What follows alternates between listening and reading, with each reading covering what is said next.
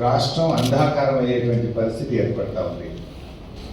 అప్రకటిత current కోతలతో రాష్ట్రంలోని అన్ని వర్గాల ప్రజలు, రైతులు, ఇటు గృహ అవసరాలు, పారిశ్రామిక అవసరాలు, అన్ని వర్గాల ప్రజలు కూడా నానా ఇబ్బందులు పడుతున్నటువంటి పరిస్థితి ఏర్పడ్డది.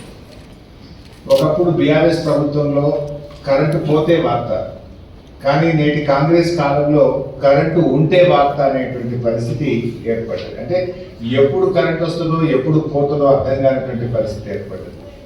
ఈరోజు రాష్ట్ర వ్యాప్తంగా 11 జిల్లాల్లో రైతాంగం సబ్స్టేషన్ల ముందు ధర్నా చేస్తారు. రాష్ట్రంలోని 11 జిల్లాల్లో మాకు సరిపడా కరెంట్ రావట్లేదు, 8 గంటల విద్యుత్ కూడా రావడం లేదని రాష్ట్రంలోని అనేక సబ్స్టేషన్లను రైతాంగం ముట్టడించినటువంటి పరిస్థితి.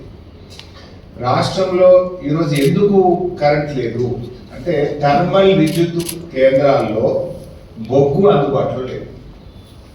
అంటే ఇది కేవలం ప్రభుత్వం యొక్క నిర్లక్ష్యం వల్ల, నేరపూరిత నిర్లక్ష్యం వల్ల ఈ పరిస్థితి ఏర్పడింది. ఇన్ఫాక్ట్ మీ అందరికీ కూడా తెలుసు, మేము సింగరేణి మీద పవర్ పాయింట్ ప్రజెంటేషన్ పెట్టి అనేక సార్లు ప్రభుత్వాన్ని హెచ్చరించినాం.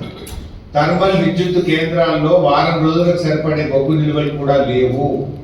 ఒకవైపు ఏమో మీరు బొగ్గు స్టాక్ ఉంది, 40 లక్షల మెట్రిక్ టన్నుల బొగ్గు స్టాక్ ఉందని చెప్తారు, కానీ విద్యుత్ కేంద్రాల్లో బొగ్గు లేదు, ఆగిపోయే ప్రమాదం ఉందని బీఆర్ఎస్ పార్టీ హెచ్చరిస్తూ వచ్చింది.